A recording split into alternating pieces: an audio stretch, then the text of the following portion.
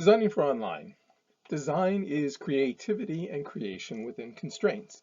I think we're all familiar with that. The constraints that we're operating here is our classes have to be completely online. In this presentation, we're going to explore some of the factors related to designing within that constraint.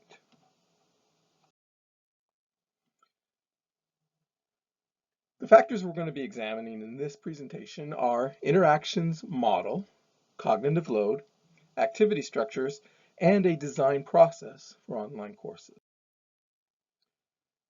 Moore in 1989 proposed this interactions model, which I've always found very useful when thinking about the design of online courses.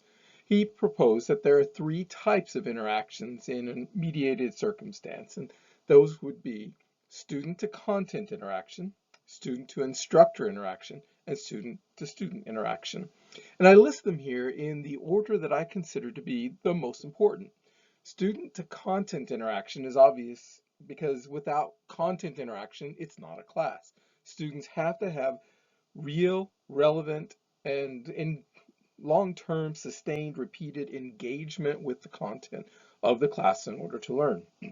Student-to-instructor interaction is the next most important interaction type, in my opinion, because it's through student-instructor interaction that we have the trained mind, the instructor, helping to map on the untrained mind, the student, the thinking of the discipline, the organization of the mind, answering questions, providing motivation, feedback on assignments, assistance in doing a better job of learning the content. Student-to-instructor interaction is really essential. Student-to-student interaction may or may not be important. It may or may not be essential depending on several circumstances. Certain content, certain student types, etc. In general, with undergraduate education, it's considered to be important, student-to-student interaction. It's useful for things like helping students to test their ideas, to learn new vocabulary, to reinforce new vocabulary, and to generate sustained, repeated engagement with the content through discussion, conversations, etc. Another factor to consider in designing any course, but especially an online course, is cognitive load. Cognitive load is defined as the amount of energy or effort that's required to learn something. There are three parts to cognitive load: intrinsic, extraneous, and germane. Intrinsic is the amount of load that's inherent in the content. Extraneous is the amount of cognitive load that's added to the student's cognitive load by the way the learning is structured or delivered. This is especially important when we deliver a class online. And the germane cognitive load is the amount of cognitive load required to commit the learning to memory. From these three, I think you can see that the two that you want to necessarily have and just have to happen are intrinsic and germane. The type of cognitive load that we try to control for in online learning is extraneous. Cognitive load isn't the same for every individual. What we want to do is we want to reduce extraneous cognitive load where possible. Activity structures is another concept to think about. An activity structure is a generalizable, repeatable learning activity that can help reduce cognitive load because once the student learns the pattern for the learning cycle, it is repeated. The student doesn't have to relearn the pattern or relearn how to access the parts of the learning cycle that are consistent. Rather, the student can expend all of the cognitive load, or the cognitive load then would be more of the types that we want.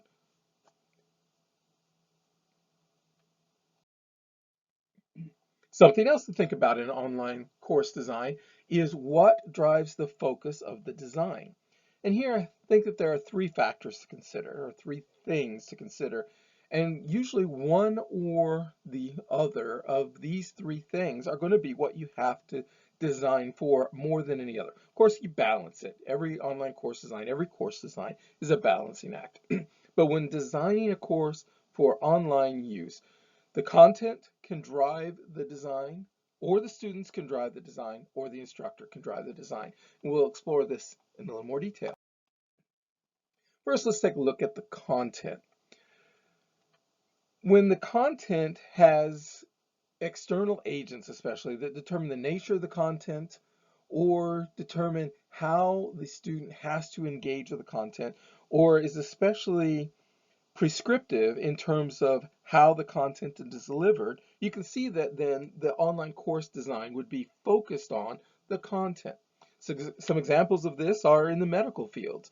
Nursing and others often have an external body that stipulates that the student must engage in these kinds of activities or must do these things and must be documented. When you have an external body like that, or a licensing agent, a certification agency, anything like that, you really have to design the course based around that body's requirements. This has definite impacts in how you structure the class, the kinds of activity structures that you use, the kinds of assessments that you use, and so on. Where you have students driving the design, this is a case where you wouldn't have those external agencies or bodies creating a set of requirements you have to do, but rather you are free then to think more about the students who are typically going to be served by the class. You're going to be thinking about things like, what are their likely prior experiences with online learning? If you have an awareness that you're largely going to be serving students with limited or no prior experience with online learning, then you're going to have to design certain supports for those students that you may not have to include in an online class if you were dealing with a population of students who had a great deal of experience with online learning. The reverse, of course, is also true. If you have students that have a lot of experience with online learning, your online course design might look different in terms of the kinds of supports, activities, and so on that you include. You also need to consider in the student factors, what's the likely need for remediation and other kinds of help that you can do.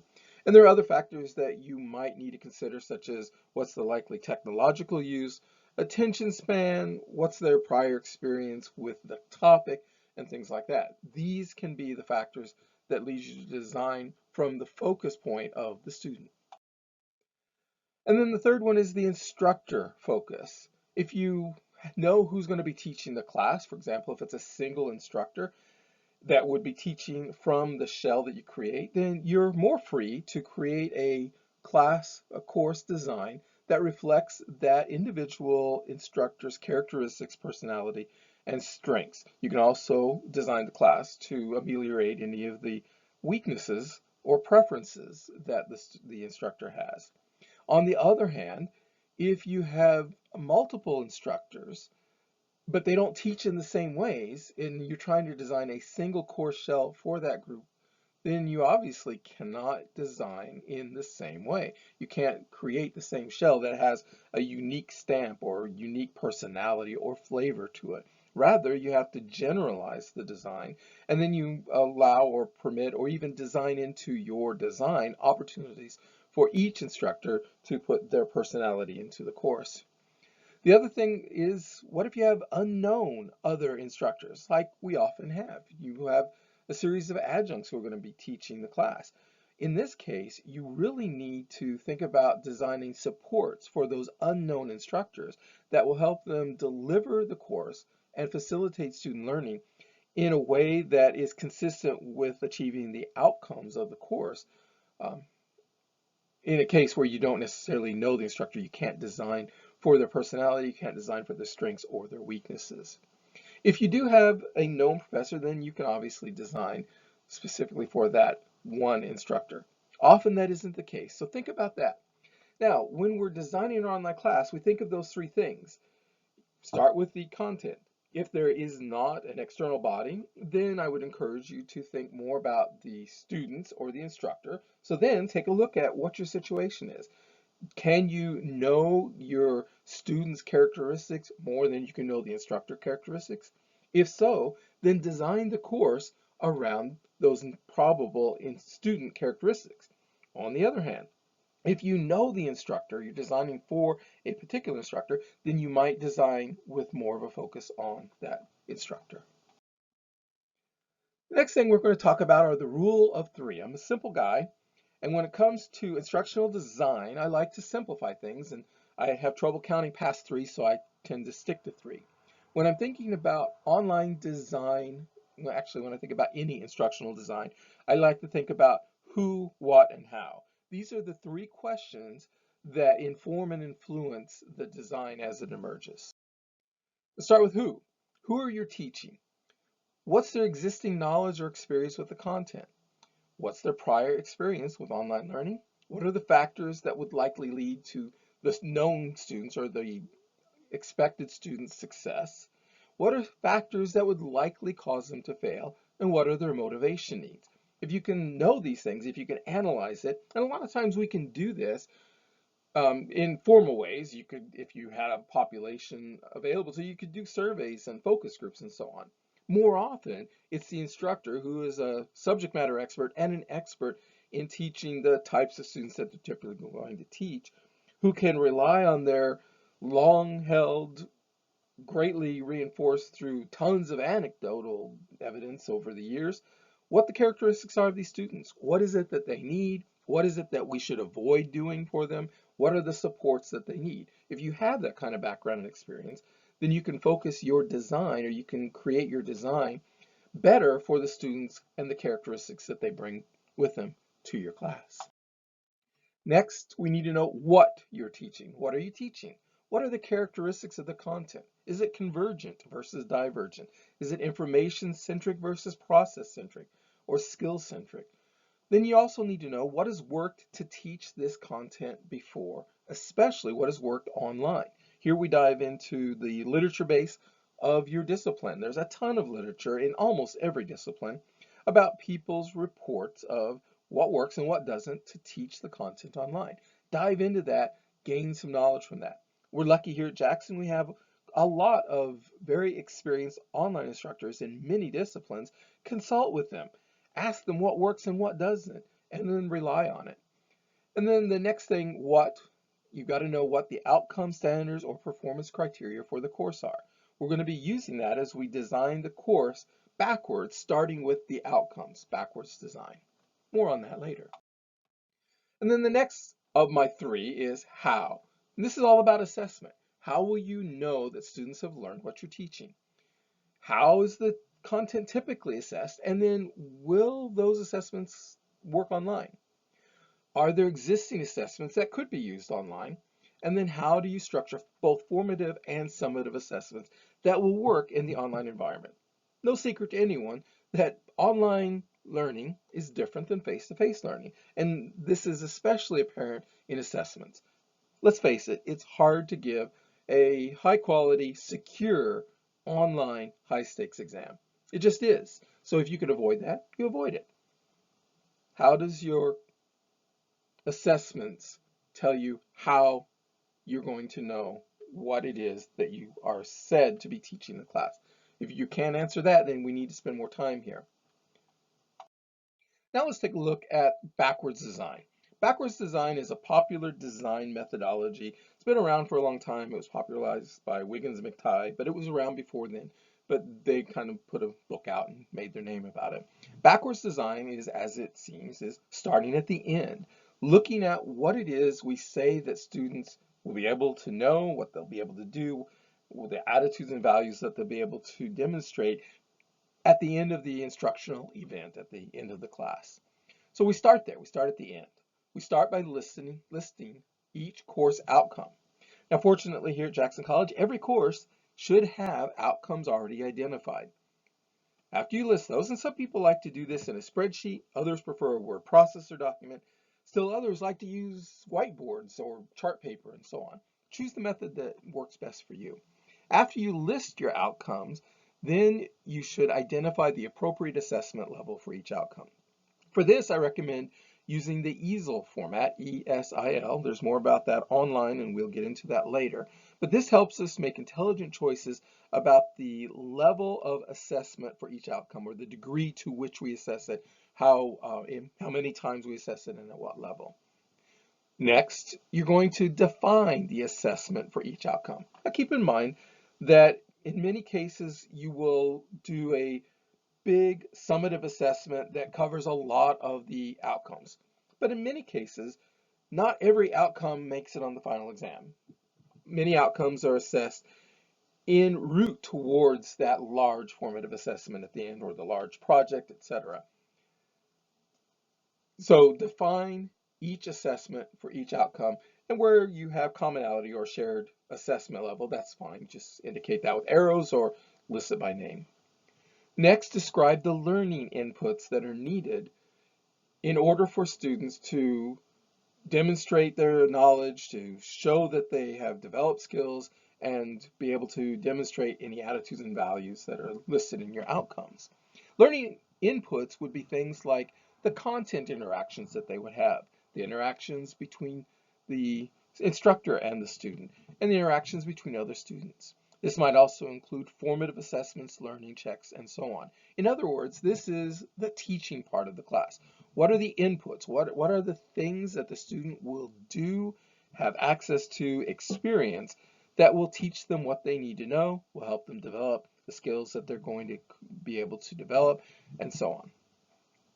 The other thing I like to do at this point, it's not always done, but I like to include it in my design thinking, are describing likely remediations. This is especially the case if you know that you're going to have students who aren't going to be able to succeed on your assessments without additional support. If you can describe those likely remediations and begin developing them, you might not get them all developed the first time that the course is taught, but you can, if you add that into your design thinking up front and put placeholders in or design a few of those remediations, then as you teach the class, you can create more and more remediations. Sometimes we create them on the fly as needed, and then we can add them into the master course shell to be used from then on. The other thing I like to do and think about are possible enrichments. If you can describe possible enrichments for your content, these would be things that would allow a student to take the content that they're learning and dive even deeper. This is especially necessary, I think, in cases where you're teaching things that students fall in love with and may want to make a career out of, or where there's such a depth of content and amazing research or amazing content that you can't possibly cover it all. But for those few students who really fall in love with the class, it gives them that deep dive that really can enhance their learning, and frankly is good for the mind, good for the lifelong development or the lifelong learning development.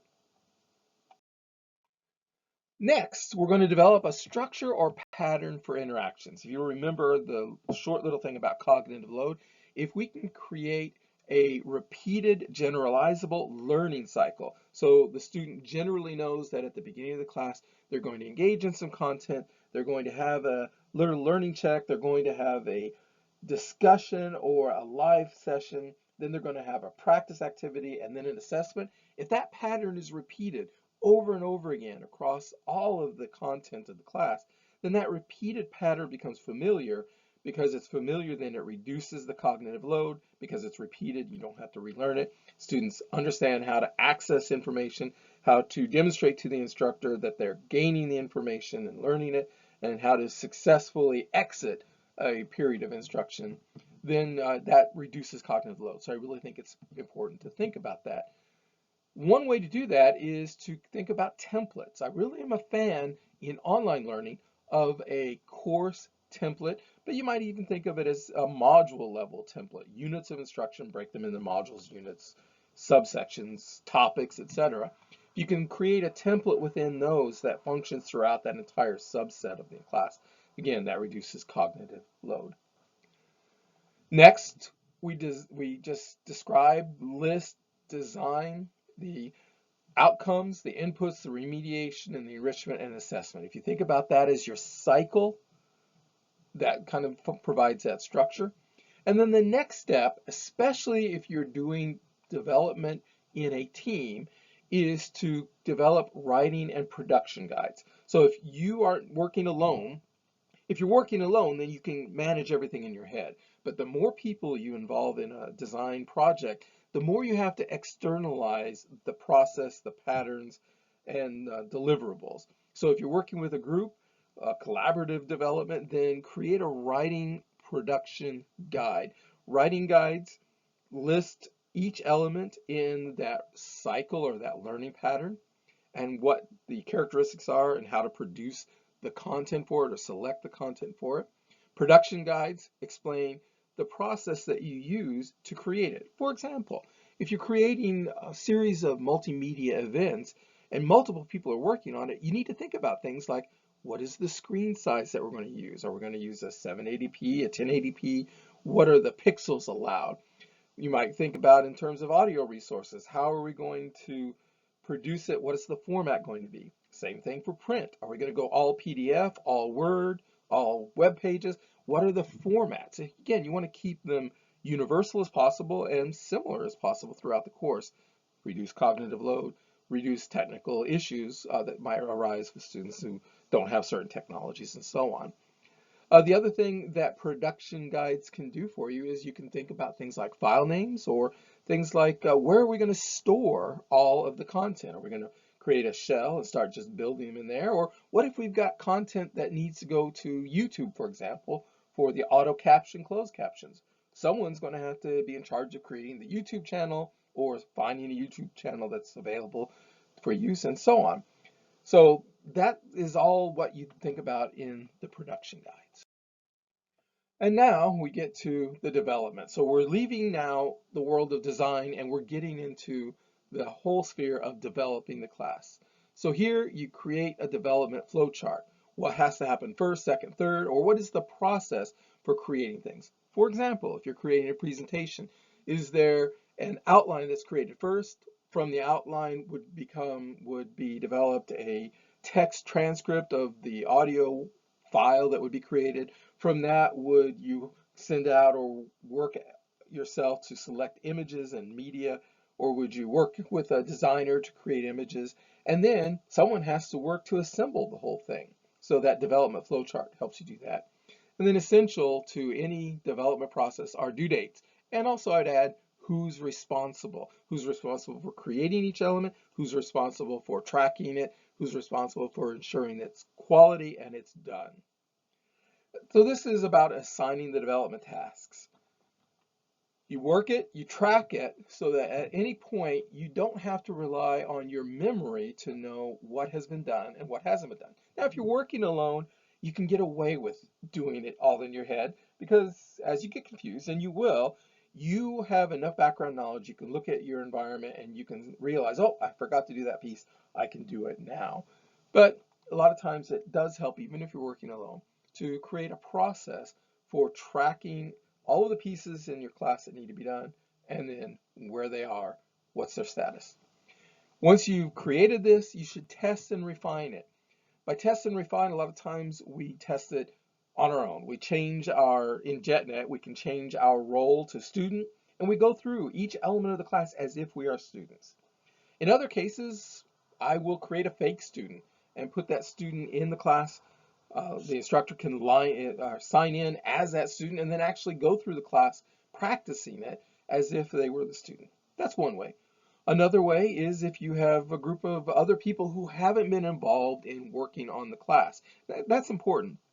If it's possible, get people who have never seen this class to go through it as if they are students. That can really help you. And then finally, of course, we can actually have real students test the class and its activities and actions and so on, and give us feedback that allow us to refine.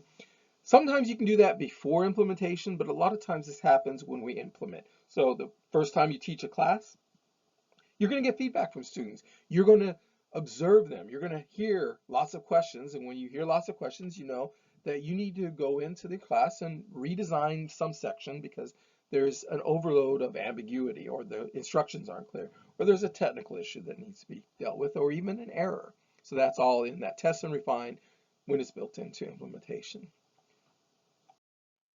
Do all of this, it's a lot of work, but this is a way to ensure 100% quality in your online classes. Now, when we talk about quality, a lot of times we're talking about quality matters. It's a widely used online course quality assurance rubric and system, and we'll talk more about that later.